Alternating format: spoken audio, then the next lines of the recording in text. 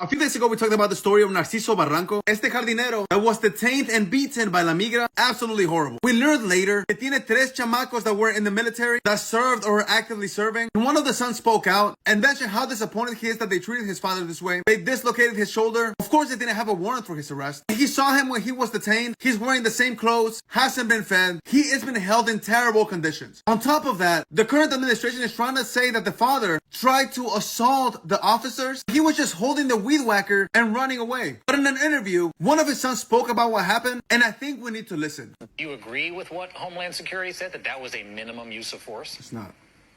I think it's the complete opposite. I think it's the maximum amount of force, and I think unprofessional force. You see in the video where my dad is running with the weed whacker, there's a so-called agent running with his gun in hand, pointing it sideways at a vehicle. At what point in our training are we taught to hold our guns sideways? It's always both hands on the gun and your finger off the trigger. The most important thing, you're not supposed to put your finger on the trigger until you're ready to fire. The guy's holding him down, 5'7" guy, maybe 150-pound man. It doesn't take 4 or 5 guys, 200 plus, beating him in the face, pepper spraying him within inches, not even the appropriate distance. Like, that's just unprofessional.